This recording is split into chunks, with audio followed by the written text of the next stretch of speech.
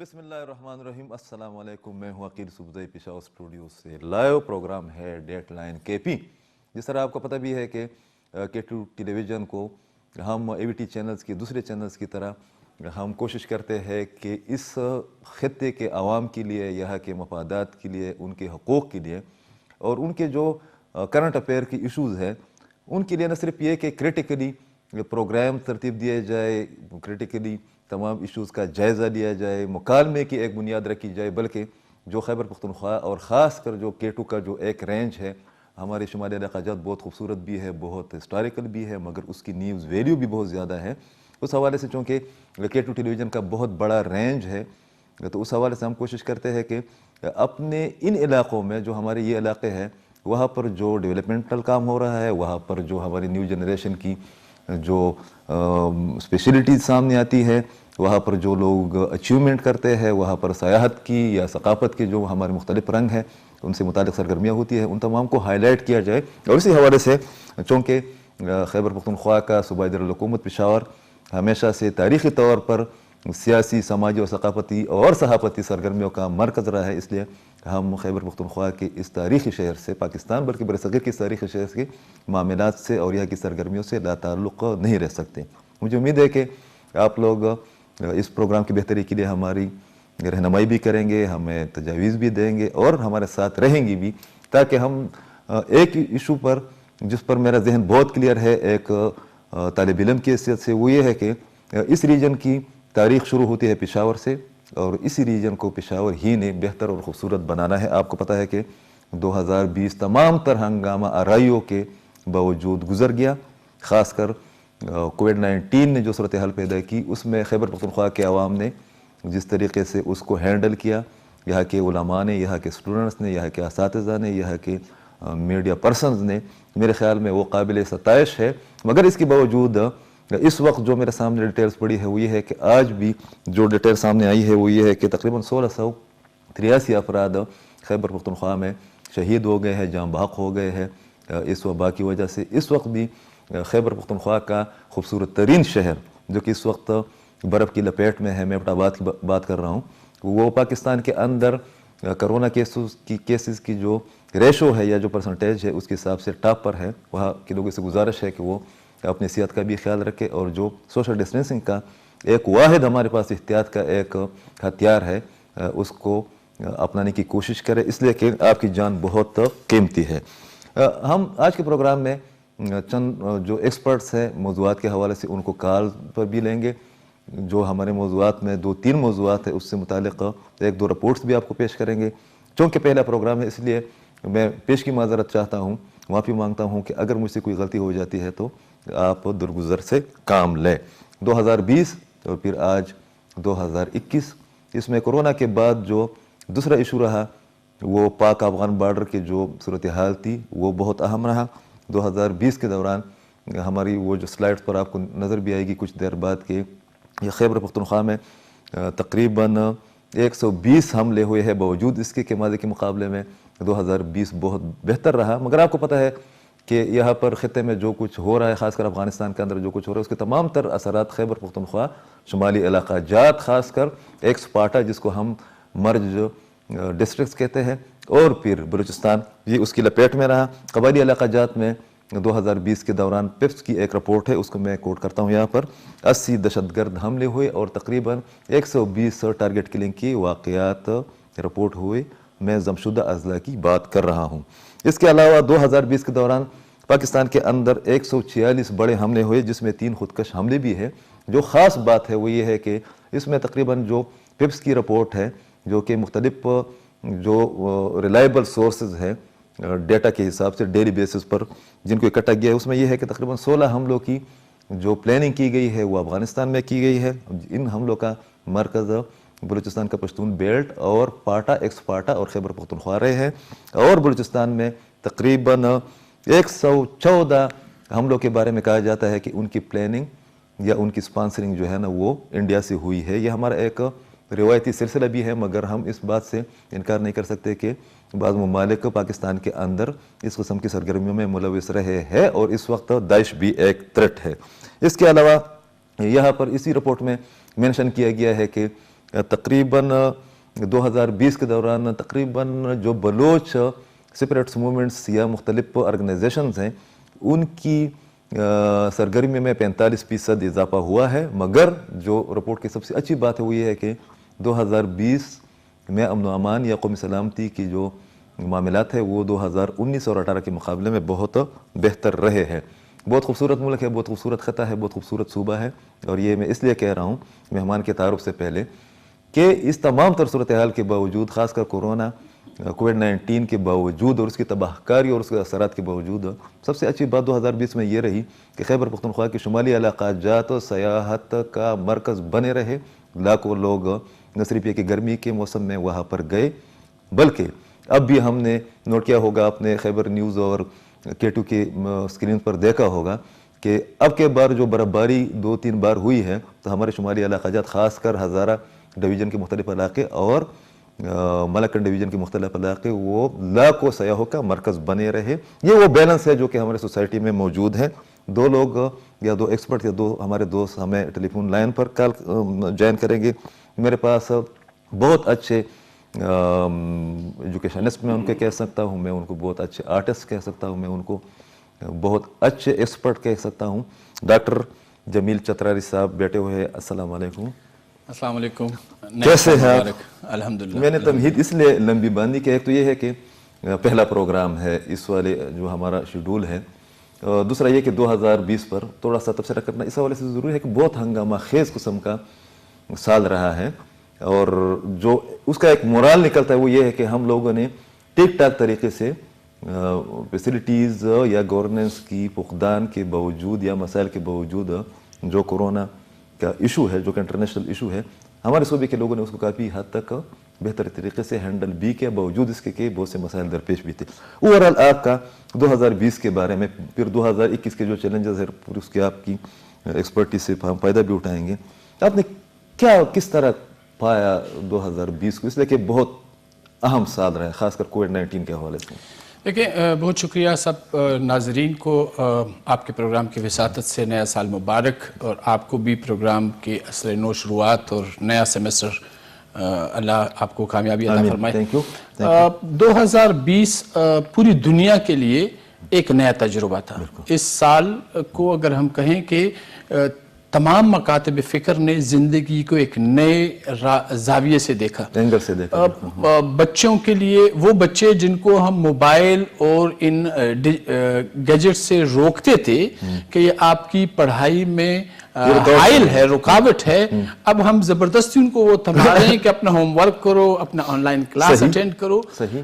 وہ بچے جو عموماً ان گیجٹس کو کارٹونز اور موویز اور اس طرح کی موویز اور ان چیزوں کے لیے دیکھتے تھے, اب آپ اگر دیکھیں گے تو گوگل میں اس سال جو سب سے زیادہ سرچ انجن کو استعمال کیا وہ ایکیڈمک الفاظ کے معنی اور اس کے ڈیفینیشنز کے لیے استعمال کیا. تو یہ ایک ایسی مثبت رجحان رہا, باوجود اس کے کہ دنیا بھر نے لاکھوں کے حساب سے جانوں کے نذرانے پیش کیے. اس کاوش میں ہماری نرسز, پیرامیڈک سٹاف اور ڈاکٹرز ایک ایسی صورتحال میں مبتلا رہے جب آپ جن کا ان کو تجربہ نہیں تھا, تجربہ بھی نہیں تھا, اور معاشرے کی طرف سے ایکسیپٹیبلٹی نہیں تھی. یعنی لوگ اس کو بطور بیماری قبول کرنے کو تیار نہیں تھے. کوئی اس کو جو ہے نا سازش قرار دے رہا تھا, کوئی اس کو ایک مفروضہ سمجھ رہا تھا, اور لوگ مر رہے تھے. تقریباً 6 مہینے تو اس والے میں جو ہے نا کلیریفیکیشن میں گزر گئے کہ کرونا ہے بھی کہ نہیں. کرونا ہے بھی کہ اچھا. دوسرا, اس سال آپ اگر دیکھیں تو آپ کی جو مذہبی لیڈرشپ تھی, جو نسبتاً میچور تھی, یا جن کا ایک پاپولر انفلوئنس تھا, جس طرح آپ ڈاکٹر مولانا نعیم صاحب تھے لاہور سے, کراچی کے علماء, خادم رضوی, اس طرح کی وہ ٹاپ لیڈرشپ جو ہے وہ کرونا کی نظر ہوئی. کافی سیاستدان ہمارے کرونا کی نظر ہوئے. اب اس کے بعد 2021 طارق جمیل صاحب نے جب فیس کیا تو اس کے بعد وہ ویڈیو میں چلاؤں گا بھی اس حوالے سے کہ جو ہماری آڈینس ہے وہ مذہبی بھی ہے, تاکہ ان کو اندازہ بھی ہو. انہوں نے خود کہا کہ میں بھی مذاق سمجھ رہا تھا, مگر یہ بہت سیریس ایشو ہے تو اس کا خیال رکھا جائے. مطلب یہ ہے کہ ہمارا جو اعتماد تھا ٹریڈیشنلزم پہ, قصے کہانیوں پہ, اب معاشرتی طور پر ایک شعور آ رہا ہے, اور ہم فارمل مینز پراپر میڈیکیشن اور ان چیزوں پر اعتماد عوام کا بڑھ رہا ہے. تو یہ تو ایک اس کی یہ اگر ہم سمجھیں کہ اس سال کی کچھ پازیٹیوٹیز اور نیگیٹیوٹیز ہیں. اگر اجتماعی طور پر دیکھیں تو یہ سال انسانی زندگی کا سب سے ڈارمنٹ سال تھا. یعنی انسان کی تاریخ میں تو انتھروپولوجسٹ ہوں, اس کی جو شخصیت ہے جس کو اشرف المخلوقات کہتے ہیں, اس کی سب سے بنیادی وجہ یہ کہ بہت محنتی رہا ہے اور اس نے اپنی انرجیز کے لیے ایکسٹرا فوڈ کلیکشن اور اس کے لیے محنت کی ہے. اور یہ واحد سال تھا انسانی تاریخ میں جس میں یہ ڈارمنٹ رہا, یہ ہائبرنیشن میں گیا. یہ گھر میں جس طرح مینڈک کچھ عرصے کے لیے بند ہو جاتے ہیں اپنی اس کے لیے زندگی کو بچانے کے لیے, اس طرح انسان اس ہائبرنیشن کے پیریڈ میں گیا اور کافی عرصہ رہا ہائبرنیشن. تو یہ ایک یونیک ایکسپیرینس ہے جو انسان نے اجتماعی طور پر اکراس دی گلوب کیا. دوسرا جو ہم گلوبل ولیج کہتے تھے, ہم نے پریکٹیکلی ایکسپیرینس کیا. بالکل, کہ صرف یہ کہنے کی بات نہیں ہے, یہ عملی طور پر کیا بھی جا سکتا ہے. یہ عملی طور پہ ہم نے دیکھا کہ دنیا کے ایک کارنر سے یہ دو مواقع پر پچھلے چند 1-2 دہائیوں میں ہم نے 2 دفعہ یہ چیز دیکھی. ایک جب 9/11 ہوا تو دنیا نے محسوس کیا کہ اگر افغانستان جیسا ایک کارنر میں پڑا ملک محفوظ نہیں ہے تو امریکہ بھی محفوظ نہیں ہوگا. اور دوسری بار اگر ابھی دیکھا کہ اگر ہندوستان یا چائنا سے ایک وائرس کا پیشنٹ نکلتا ہے تو ساری دنیا کو لپیٹ میں لے سکتا ہے. اور سب سے زیادہ امریکہ کو متاثر کیا, دوسرے نمبر پر انگلینڈ کو کیا, عجیب قسم کی. اچھا, اس میں بہت معافی چاہتا ہوں, آپ کو اس طرح نہیں لگ رہا کہ ایک نئی عالمی سب بندی بھی ہو گئی ہے؟ ہم ایک بڑے فریم میں اس کو سمیٹنے کی کوشش کرتے ہیں کہ مثال کے طور پر کورونا سے پہلے ایک عام کنسیپٹ یہ تھا, ایک تاثر یہ تھا کہ امریکہ کچھ بھی کر سکتا ہے, انگلینڈ پچھلا وہ سپر پاور رہا ہے, کینیڈا جیسے ممالک, یا انڈیا کی ترقی کی بات ہو رہی تھی, چائنا کی ترقی کی بات ہو رہی تھی, رشیا آلریڈی بہت ترقی یافتہ ملک ہے. میرے خیال میں ان کے معاشروں کو اور ان کے گورننس کے سسٹم کو, میڈیکل فیسیلیٹیز کو, تمام چیزوں کو بھی ایکسپوز کیا گیا ہے. شاید کہ وہ بھی اپنے رویوں پر اور جو ترقی کا ان کا ایک تاثر تھا اس پر بھی نظر ثانی کریں. دیکھیں, اس حوالے سے اگر ہم امریکہ اور چائنا جو اس وقت دنیا کی 2 بڑی طاقتیں ہیں ان کا موازنہ کریں تو دونوں کا انحصار بیرونی آمد و رفت پر ہے.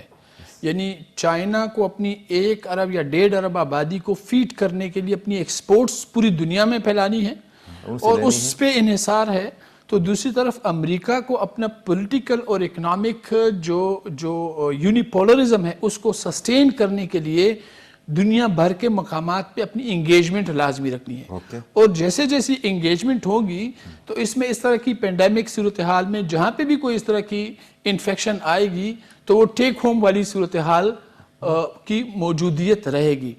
اس حوالے سے جو کچھ سال پہلے SDGs کا سسٹینیبل ڈیولپمنٹ گول کی بات کی گئی تھی, اب ان دونوں کارنرز کو, چاہے وہ ڈیموکریٹس ہیں یا وہ سوشلسٹ فارم آف گورننس ہے, دونوں کو اس بات کا احساس ہو جانا چاہیے کہ جب تک پوری دنیا میں ہم انسانیت کی بقا کے لیے سیکیورٹی پیراڈائم کی بجائے ڈیولپمنٹ پیراڈائم کی طرف نہیں آئیں گے, یعنی ہم میزائل سے اور ایٹم بم سے اور فوجیوں سے دنیا کو محفوظ نہیں بنا سکتے جب تک کہ وہاں پہ تعلیم عام نہ ہو, جب تک وہاں ہر فرد کے لیے صحت کی سہولیات نہ ہوں, ہر مریض کے لیے آکسیجن اور وینٹیلیٹر نہ ہو, تو ہم دنیا کو محفوظ نہیں بنا سکتے.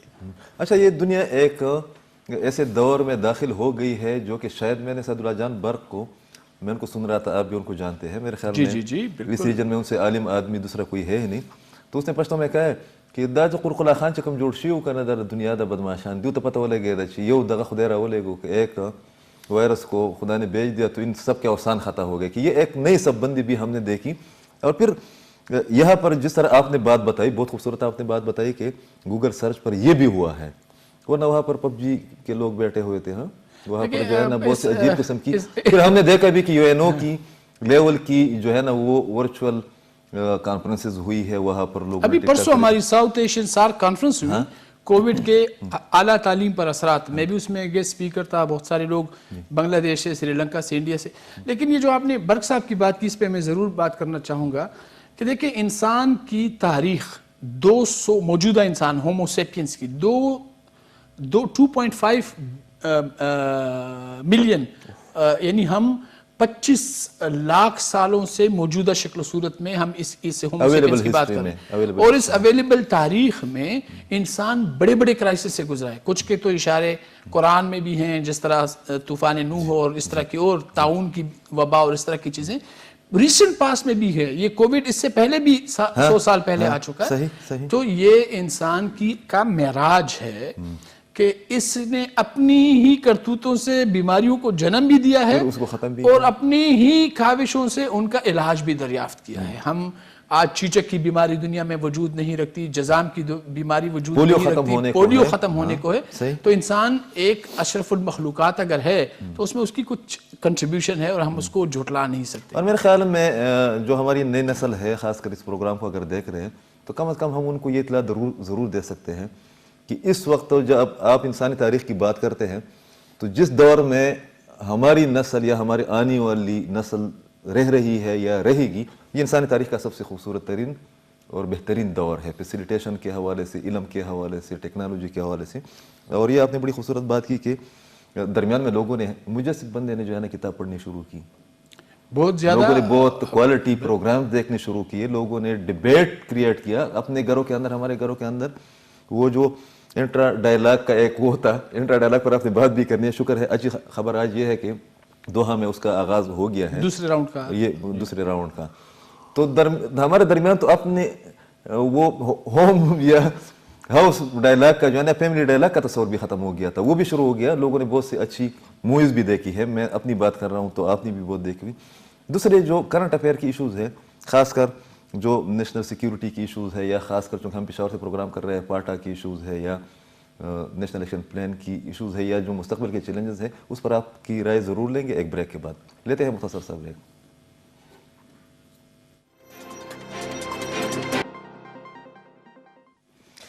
ایک بار پھر پروگرام میں آپ کو کہتا ہوں خوش آمدید. جس طرح میں نے بتایا بھی تھا کہ ہم 2020 کے مختلف ایشوز پر اس لیے بات کریں گے کہ ایک تو 2021 میں ہم داخل ہو چکے ہیں, ایک ہفتہ بھی نہیں گزرا ہے, پہلا پروگرام ہے.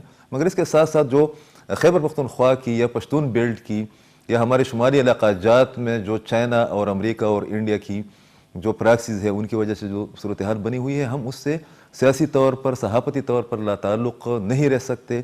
چونکہ K2 ٹیلی ویژن کا وہاں پر بہت بڑا رینج بھی ہے, اور ہم کوشش کرتے ہیں کہ وہاں پر جو اچیومنٹس ہوتی ہے, میں نے بہت انجوائے کیا ہے کہ K2 کے تھرو, کہ ہمارے شمالی علاقہ جات بہت خوبصورت بھی ہے, وہ تو سب کو پتا تھا, مگر وہاں پر ٹیلنٹ, بے پناہ ٹیلنٹ ہے. اور شاید یہی وجہ ہے کہ یہ پورا ریجن, ہم جب اس سائڈ پر کی بات کرتے ہیں یا اس سائڈ پر بات کرتے ہیں, افغانستان کے ساتھ لگی پشتون بیلٹ کی بات کرتے ہیں, تو شاید ہم پر جو پراکسیز یا اوپن وارز مسلط کی گئی ہے, اس کی وجہ بھی ہمارا جغرافیہ ہے, یہ بھی ایک وجہ ہے.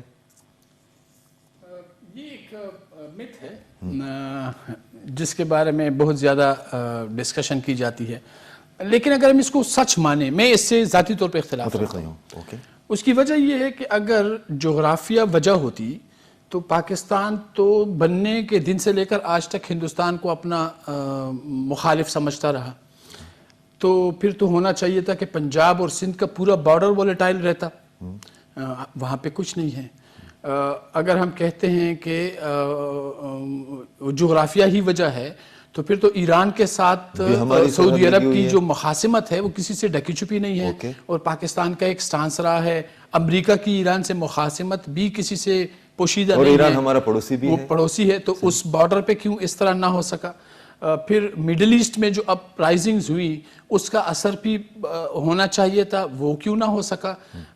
تو میرا نہیں خیال کہ یہ جغرافیائی ہماری لوکیشن کی بات ہے. ہاں یہ بات ضرور ہے کہ اس ریجن میں کچھ قومیتیں ایسی ہیں. دیکھیں آپ اگر اس کو دنیا گلوبل فورم پہ دیکھیں تو وہ قومیتیں جو اپنی ریاستی پہچان نہیں رکھتی, جیسے کرد ہیں وہ 3 ریاستوں میں تقسیم ہیں, پشتون ہیں وہ 2 ریاستوں میں تقسیم ہیں, پنجابی ہے لیکن پنجابی پری ڈومیننٹلی ہندوستان کی हाकिम कुव्वत है और पाकिस्तान की भी हाकिम कुव्वत है। अच्छा, तो उनके वो मसाइल नहीं है जो कि बाकी की हो सकते यानी किसी कौम की हुक्मरानी अगर अपनी वसाइल पर नहीं है तो फिर उसकी बिहाफ पर कोई दूसरा जब मुज़ाकरात करता है तो वो पेरिफेरल कुव्वत समझकर उसको कंप्रोमाइज करता है।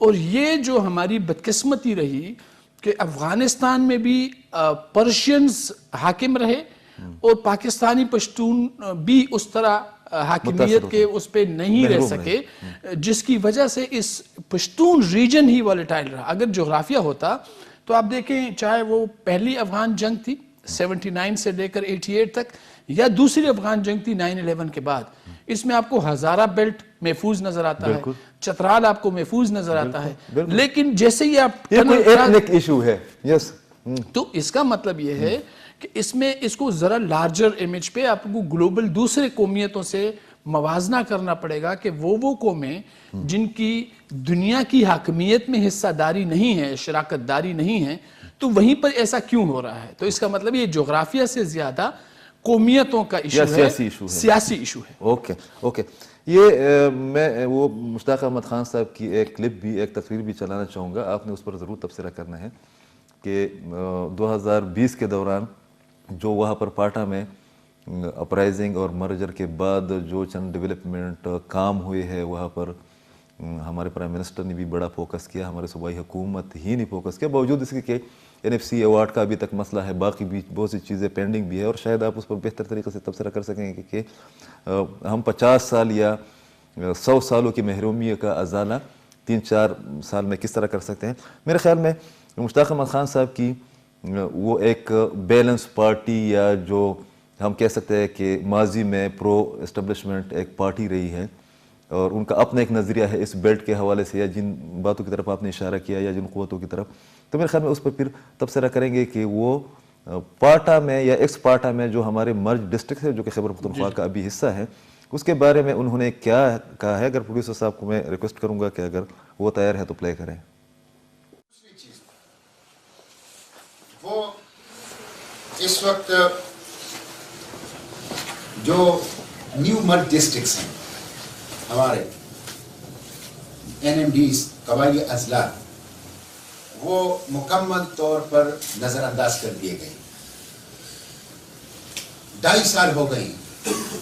मैं PTI की वफाकी और सूबाई हुकूमत से पूछता हूं कि क्या इन 2.5 सालों में न्यू मर्ज डिस्ट्रिक्ट में एक यूनिवर्सिटी बनी है, कोई एक मेडिकल कॉम्प्लेक्स बना है, कोई TDPs वापस हुए हैं? अभी तक 13 कुकीखील के TDPs वो दर बदर की ठोकरें खा रहे। मैं हुकूमत से पूछता हूं कि क्या मिसिंग पर्सन्स वापस आ गए हैं? क्या एक्स्ट्रा जुडिशियल किलिंग ये खत्म हो गई है? आप देखें वहां दोबारा टारगेट किलिंग शुरू हो गई है। अभी गुज़िश्ता 1 महीने से वजीरिस्तान के अंदर दिन दहाड़े बाजारों के अंदर मलकों को कत्ल किया जा रहा है। ये जो टारगेट किलिंग बाजौड़ के अंदर, खैबर के अंदर, वजीरिस्तान के अंदर हो रही है, दिन दहाड़े हो रही है, हुकूमत के आंखों के सामने और नाक के नीचे हो रही है, इसकी बराह रास्त जिम्मेदारी वफाकी और सूबाई हुकूमत के ऊपर है। यह खुद इस दहशतगर्दी का इर्तिकाब कर रहे हैं। तो वहां पे कोई तब्दीली जो है वो नहीं आई है। ना 1000 अरब रुपए की जो डेवलपमेंटल प्रोजेक्ट था वो नजर आ रहा है, 40,000 नौकरियां नजर आ रही है, यहां तक कि वहां पे बिजली नहीं है, मुकम्मल बिजली के लोड शेडिंग है, 3G और 4G नहीं है वहां पे। तो हम इसकी भी मजम्मत करते हैं और हम एक ग्रैंड जरगा बुला रहे हैं न्यू मर्ज डिस्ट्रिक्ट के इन मसाइल के ऊपर एक कंसेंसस क्रिएट करने के लिए और इसके ऊपर आइंदा के लिए अहमल क्रिएट करने के लिए। मुश्ताक अहमद खान साहब की ये क्लिप मैंने इसलिए दिखाई है कि हमने नोट किया है कि जिस तरीके से तमाम पार्टियां मौलाना फजल रहमान साहब की पार्टी को छोड़कर या महमूद खान चकज़ई साहब की पार्टी को छोड़कर जितनी भी पाकिस्तान की बड़ी पार्टियां थी, इलाकाई, मजहबी या कौमी पार्टियां थी, उन लोगों ने इसमें न सिर्फ ये कि अपना हिस्सा डाला बल्कि मर्जर की मैं बात कर रहा हूँ, बल्कि वेलकम भी किया और میرے خیال میں جماعت اسلامی بھی ان پارٹیوں میں رہی ہے جنہوں نے کھل کر اس کو سپورٹ بھی کیا. مگر ہم نے دیکھا بھی کہ جو حکومتی یا گورننس کی ایشوز ہے اس پر آپ نے ضرور بات کرنی ہے کہ تھرڈ ورلڈ میں ہم تب کیوں الرٹ ہو جاتے ہیں جب کوئی حادثہ ہو جاتا ہے. ہم شیخ رشید صاحب گئے ہیں کوئٹہ, اور کوئٹہ میں وہ بیٹھی بھی رہے ہیں, قاسم سوری صاحب بھی ان کے ساتھ گئے ہوئے تھے. وہاں پر ابھی تک دھرنا جاری ہے, لاشیں پڑی ہوئی ہے. وہ کہہ رہے ہیں کہ وزیر اعظم صاحب نے آ کر ہم سے بات کرنی ہے. جو ہزارہ اتنے گروپ ہے, بہت بڑا گروپ ہے افغانستان اور پاکستان اور ایران کے اندر. ہم تبھی کیوں بلوچستان پر یا ایکسپارٹا پر جاتے ہیں یا ان کا نوٹس لیتے ہیں جب وہاں پر سانحوں, ہم سانحوں کا انتظار کیوں کرتے ہیں؟ یہ تھرڈ ورلڈ میں نے یہ چیز جو ہے نا آبزرو کی ہے. دو حصے ہیں اس آپ نے جو بات کی کہ ایک سیاستدانوں کی اپنی ایک بصیرت ہوتی ہے, اپنی ایک پہچان ہوتی ہے اور اپنا ایک طریقہ ہوتا ہے بات کرنے کا. لیکن شیخ رشید صاحب کے جو ہزارہ کمیونٹی کے حوالے سے آپ نے بات کی, تو اس کا ایک 2 دن پہلے پشاور کا وزٹ ہوا تھا, اور کسی بات پر تبصرہ کرتے ہوئے انہوں نے کہا تھا کہ جتنے میرے اختیارات ہیں اتنے میں نے کر دیے. اب جب یہ بات آپ پبلک پہ ٹی وی چینل پہ کرتے ہیں, پریس کانفرنس میں, تو پھر آپ ایک قوم کو یہ پیغام دیتے ہیں کہ میرے وسائل اور اختیارات محدود ہیں. پھر آپ جا کر ہزارہ کمیونٹی کے ساتھ بیٹھ کر, وہ آپ کو پوری رات انتظار کرتے ہیں, صبح آپ جا کر ان سے ان کی لاشیں پڑی ہیں, آپ بات کرتے ہیں کہ آپ اپنا ڈیلیگیشن بنا کر اسلام آباد آئیں تو بات کریں گے, میں ٹائم لے لوں گا. حالانکہ وزیر اعظم صاحب نے آج بلایا ہے شام کو, پتہ نہیں ان کا کیا ہے. یہ الفاظ کا چناؤ اور موقع کی مناسبت بد احتیاطی جس کو ہم کہہ سکتے ہیں, تھوڑی سی بے بے احتیاطی کی وجہ سے یہ مسائل پیش آئے. جہاں تک آپ نے بات کی حادثاتی ریئیکشن کے حوالے سے, دیکھیں جب آپ کا کوئی کوہیزو پلان نہیں ہوتا, جب کسی تھرڈ ورلڈ کنٹریز میں مسئلہ یہ ہے کہ ہم جو مغربی طرز جمہوریت کو لے کے چل رہے ہیں, مغربی طرز جمہوریت میں فرد ریاست کو جواب دہ ہے, جبکہ ہمارے طرز معاشرت میں فرد خاندان کو جواب دہ ہے. یہ جو انٹرویننگ ویریبل ہے, اس میں ایک وجہ یہ بھی ہے کہ ہمارے انڈیویجول سے لے کر فیملی سسٹم تک یا ایک کمیونٹی تک ہم ایک عدم تحفظ کے احساس کا سامنا کر رہے ہیں. یہ وجہ یہ ہو سکتی ہے. عقیل صاحب دیکھیں, عدم تحفظ ہو, صحت کی سہولیات ہو, میرے ازواجی معاملات ہوں, صحت ہو, تعلیم ہو, میری جو توقعات ہیں وہ خاندان سے ہیں, جبکہ قانون کہتا ہے کہ آپ کو یہ تمام فیسلٹیز ریاست دے گی. اب یہ جو تفاوت ہے, یا تو ہمیں قانون میں اس کو انٹیگریٹ کرنا ہے کہ ہم فرد کی بجائے خاندان کو اپنا بنیادی یونٹ تسلیم کر لیں, اور اگر ہم نے خاندان کو بنیادی یونٹ تسلیم نہیں کرنا سیاسی معاشی نظام میں, تو پھر ہمیں فرد کے اور ریاست کے بیچ میں سے خاندان کو نکالنا ہوگا. یعنی ابھی جو مفتی کفایت صاحب کا واقعہ ہوا, FIR کٹی, اس کے بھائی اور باپ کو اٹھا کے لے گئے. یہ کوئی طریقہ نہیں. آپ ایک بالغ فرد ریاست پاکستان کے آئین کے مطابق اپنے اعمال کا ذمہ دار ہے. یہ تو FCR تو نہیں ہے کہ آپ اس کے باپ اور بھائیوں کو اٹھا کے لے جائیں. تو یہ جو, لیکن حقیقت تو یہی ہے کہ ہمارے معاشرت میں خاندان کے پریشر کے بغیر ریاست کے پریشر کو فرد لیتا ہی نہیں ہے. تو یہ جو کنفیوژن ہے, یہ جو نظام ہے, اس میں جو بنیادی گیپ ہے, اسی ویکیوم کی وجہ سے آپ کو مسائل پیش آتے ہیں, اور ریاست صرف اس وقت آپ کو کام کرتی ہوئی نظر آتی ہے جب کوئی حادثہ ہوتا ہے.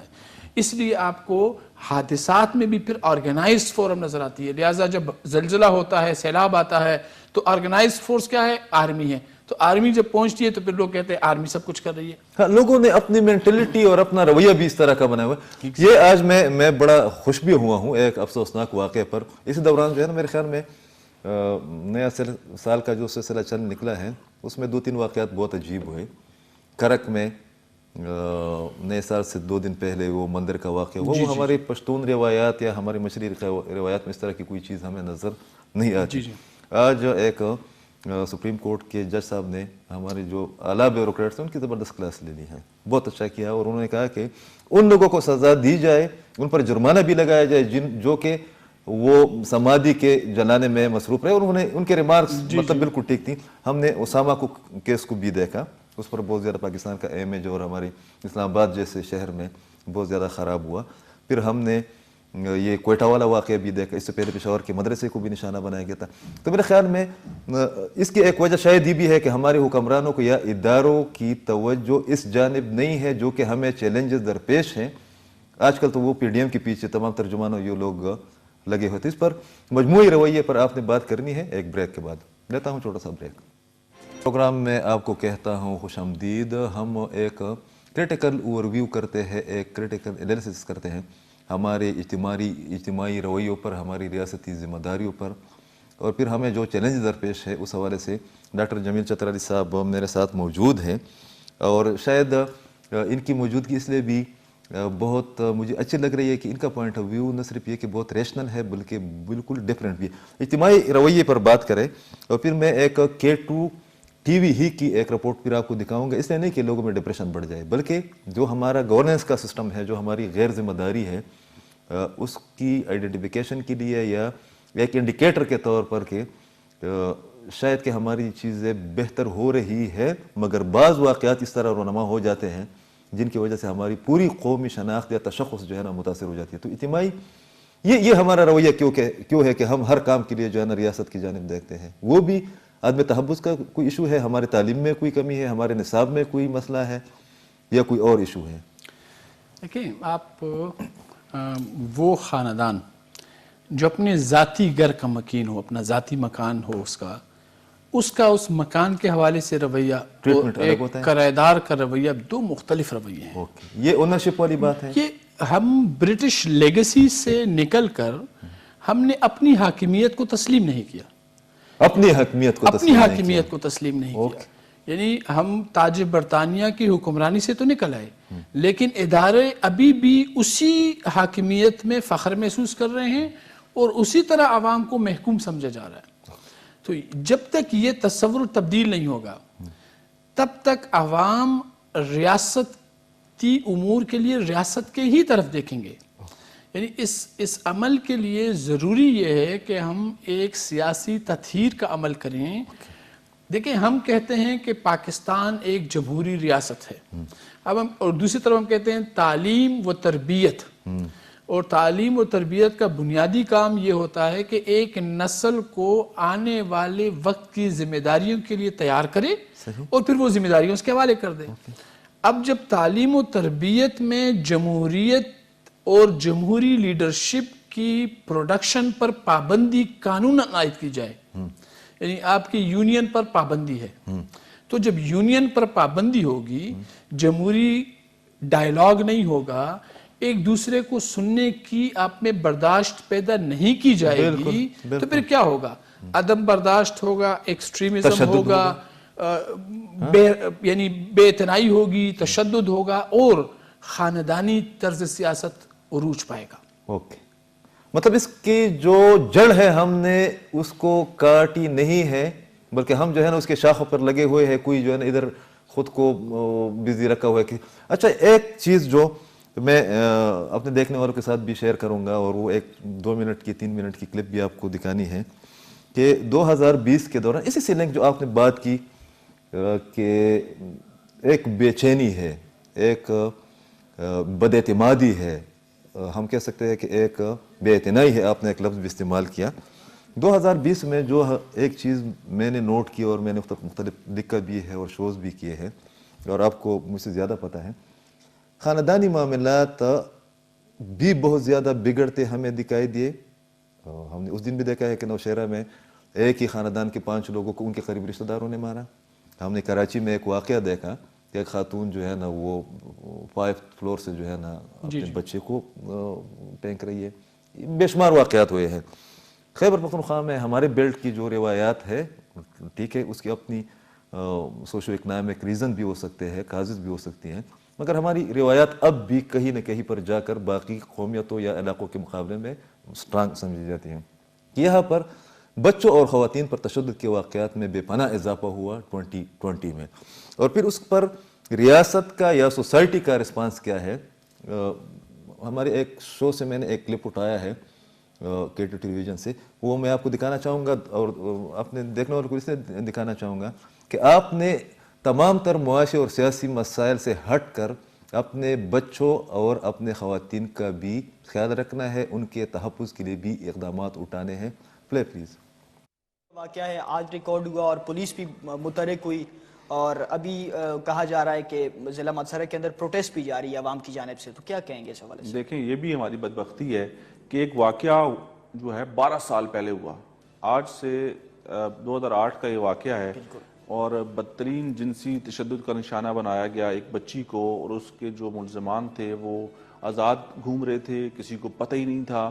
ظاہری بات ہے اس بچی کے گھر والوں کو پتہ ہوگا، اس کے رشتہ داروں کو پتہ ہوگا، انہوں نے اپنی عزت بچانے کے لیے اس کو رپورٹ نہیں کیا، اور یہ بہت زیادہ کیسز کے اندر ہمیں نظر آتا ہے۔ ہم تو اکثر اس طرح کے پروگرامز کرتے ہیں اس طرح کے واقعات کے حوالے سے۔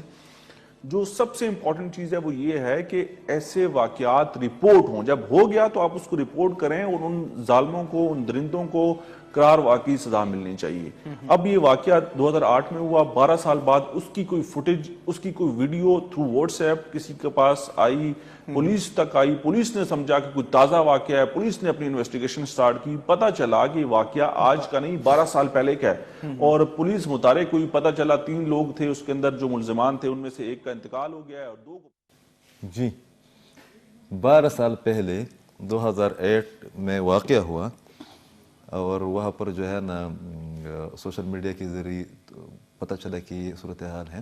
جو ہمارے چیلنجز ہے ڈاکٹر صاحب، آپ نے اس پر ضرور بات کرنی ہے کہ آپ مانتے ہیں یا نہیں مانتے، مگر میں یہ مانتا ہوں جو ایک ہم چیزوں کو بہت جو ہے نا آپ اکیڈمک انداز میں دیکھتے ہیں، ہم صرف وہ سیدھے سارے جرنلزم کے انداز میں یا جرنلسٹک سٹائل میں دیکھتے ہیں کہ 2021 ہے، 2021 جو ہے، اس میں ہمیں بہت سے چیلنجز درپیش ہوں گے، مگر اس پر آپ نے ایک استاد کی حیثیت سے پشاور یونیورسٹی کے بارے میں، ڈے خان یونیورسٹی کے بارے میں، چند کالجز کے بارے میں، سوات یونیورسٹی کے بارے میں بھی ہم نے دیکھا 2020 میں کہ بہت زیادہ اساتذہ اور رجسٹرار اور باقی جو مینجمنٹ کے لوگ ہیں ان کی جانب سے بھی سیکسول ہراسمنٹ کی بہت زیادہ کمپلینٹس آئی۔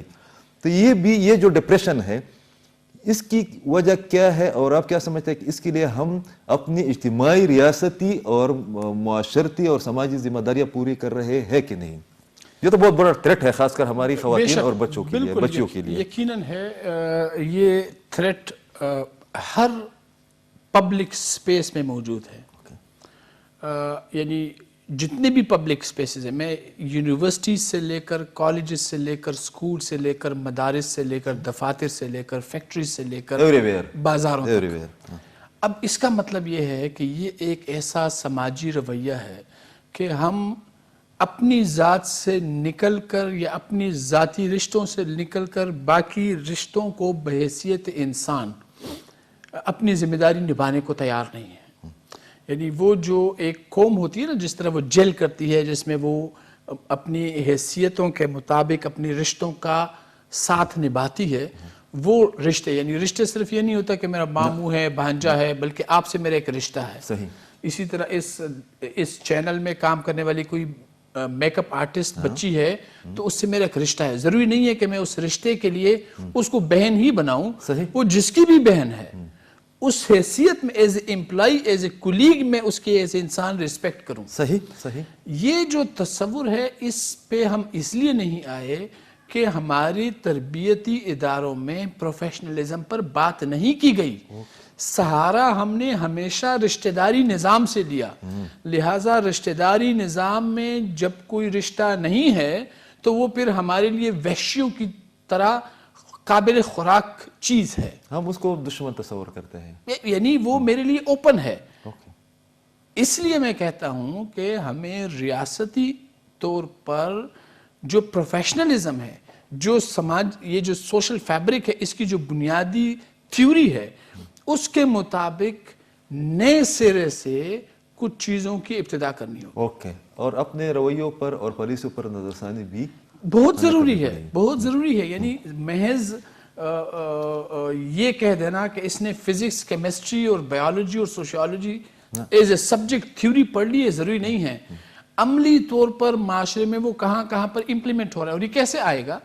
یہ ایسے آئے گا کہ آپ کے کریکولم میں آپ کے معاشرے میں موجود کاروبار ریفلیکٹ ہوں، اور آپ کے معاشرتی کاروباروں میں آپ کا کریکولم ریفلیکٹ ہو۔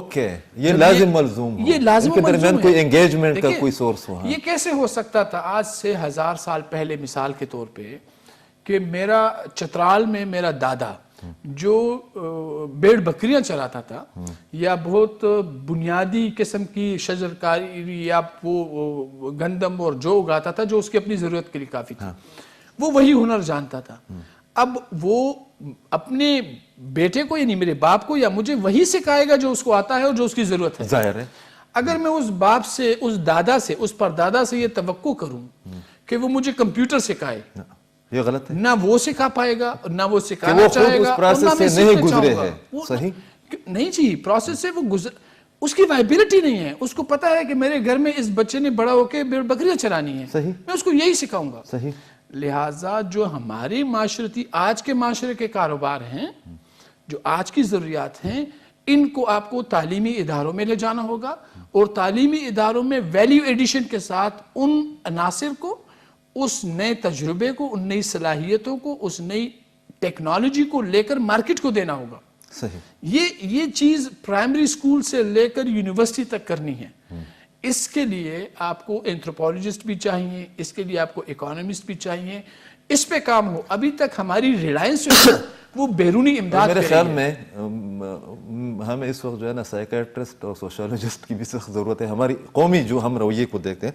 اچھا، آپ پیوٹا کے پریزیڈنٹ بھی رہے ہیں، آپ نے بہت زیادہ کنٹریبیوٹ کیا ہے، خاص کر جو یونیورسٹیز ہے، پشاور یونیورسٹی کے بیک گراؤنڈ میں وہ بات کر رہا ہوں. آپ نے اس حوالے سے جو ہے نا انٹرنیشنلی پاکستان کو ریپرزینٹ بھی کیا. یہ جو پھر میں ادھر پھر چلا جاتا ہوں کہ جب ہم اپنی نئی نسل کی بات کرتے ہیں، جب ان کے مستقبل کی بات کرتے ہیں، چیلنجز کی بات کرتے ہیں اور مسائل کی بات کرتے ہیں، تو ہم اپنے تعلیمی نظام سے یا جو ہمارا گورننس کا سسٹم ہے اس کو ہم نظر انداز نہیں کر سکتے. کتنا متاثر ہوا ہمارا ملک، ہمارے بچے، ایک ایسے صوبے کی میں بات کر رہا ہوں یا اس ریجن کی بات کر رہا ہوں جہاں پر ہماری آڈینس ہے کہ جہاں پر آلریڈی لٹریسی ریٹ بہت کم ہے، یا یہاں پر ہم ہزارہ ڈویژن کی بات کرتے ہیں تو وہاں پر زلزلہ آ گیا تھا، ابھی تک اس کی ریہیبلیٹیشن جو ہے نا اس طریقے سے ہمیں سامنے نہیں ہے. ہم ملاکنڈ ڈویژن کی بات کرتے ہیں، وہاں پر سیلاب بھی آیا، زلزلہ بھی آیا، وہاں پر دہشت گردی میں ہم ایکسپارٹا کی بات کرتے ہیں، وہاں پر بھی تقریباً 20 سال تک دہشت گردی کا سامنا ہم نے کیا.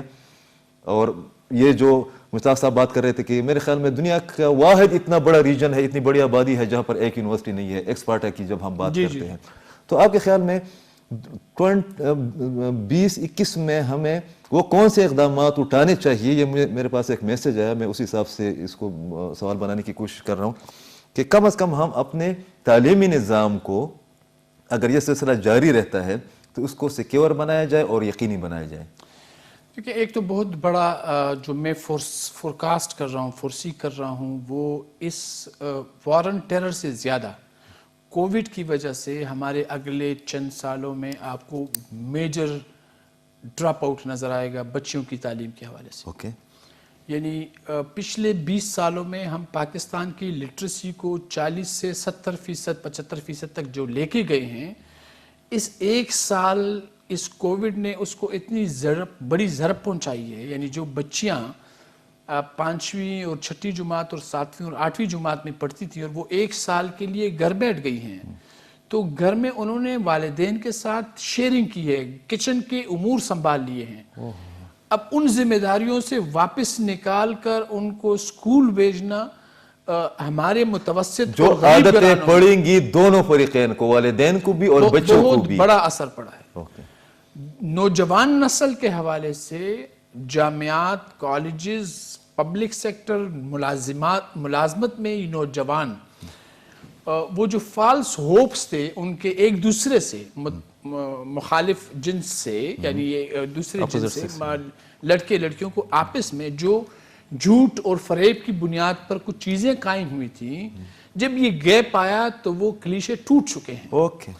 اس سے بہت زیادہ رشتے اثر نو استوار ہوئے ہیں. رشتوں کے اثر نو تشکیل ہوئی ہے. نہیں تشکیل ہوئی ہے، یعنی کچھ لوگ واپس اپنے خاندانوں کی طرف لوٹ کے گئے ہیں، کچھ نکل گئے، کچھ لوگ خاندانوں کے رشتوں سے ان کے متنفر ہو گئے ہیں. اوکے. بہت سارے فیملیز میں لوگوں نے چھپ کر اپنے رشتہ داروں کی امداد کی ہے اور کچھ لوگوں کی توقعات اس حوالے سے ٹوٹی ہیں، بھرم ٹوٹے ہیں. اوکے.